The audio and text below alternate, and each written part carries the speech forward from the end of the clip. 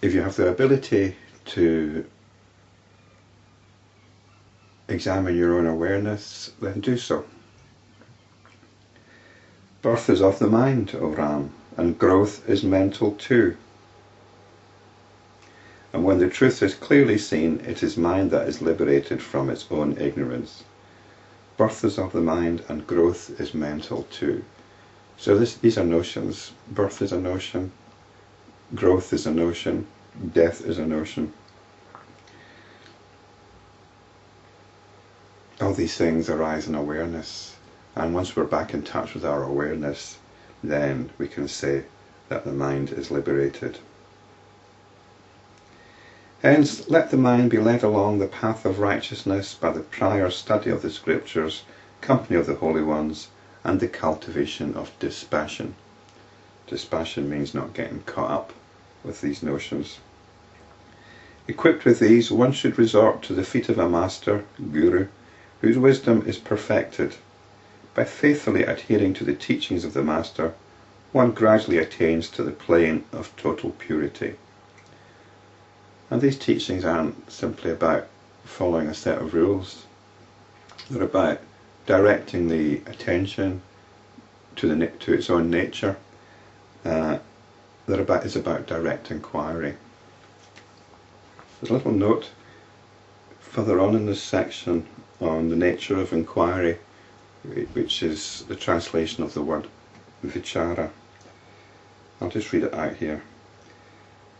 Vicara in the preceding pages has been translated inquiry or self-inquiry. That is the popular translation. However, the word really means efficient movement of one's inner intelligence. Char in Sanskrit is to move. It should not be confused with intellectual analysis. It is direct observation or looking within. And looking within is in apostrophes, so we've got to be careful about that as well. This is in chapter 93. So this is getting right to the essence of direct observation, direct inquiry. It means efficient movement of one's inner intelligence. And it's not just about using your intelligence smartly, it's movement. And what moves? It's the attention that moves. And that attention can move directly to its own nature. Ram, behold the self by the self through pure inquiry. And that's the direct injunction. So pure inquiry isn't about asking questions. It is about beholding the self with the self. It's about the self beholding the self. And what does that mean? Well, what's doing any beholding is the attention. It's whatever the attention is directed to.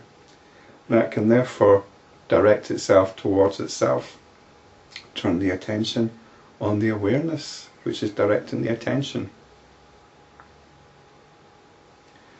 Ram, behold the self by the self through pure inquiry, even as the cool moon perceives the entire space. The moon doesn't get involved. It calmly illumines everything, which is the nature of awareness. One is tossed around over the waters of this illusory world appearance like a piece of straw, only as long as one does not get into the secure boat of self-inquiry. Whenever the self is not beholding the self, you're adrift.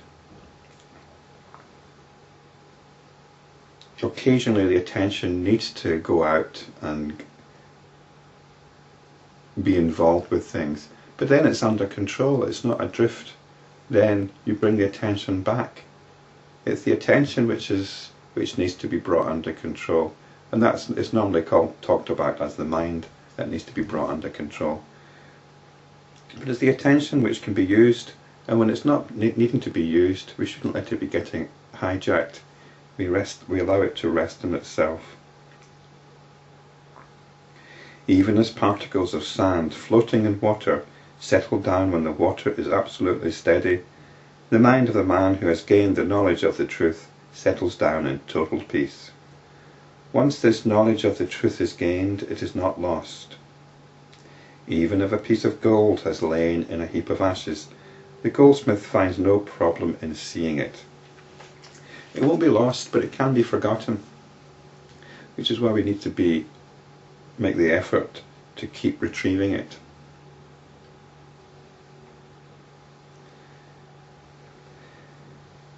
When the truth has not been known, there may be confusion, but once it is known, there can be no confusion. Once you've found a light switch, everything is revealed. But that light switch has got a fast dimmer, and so you need to keep coming back to it and flicking it. Ignorance of the self is the cause of your sorrow.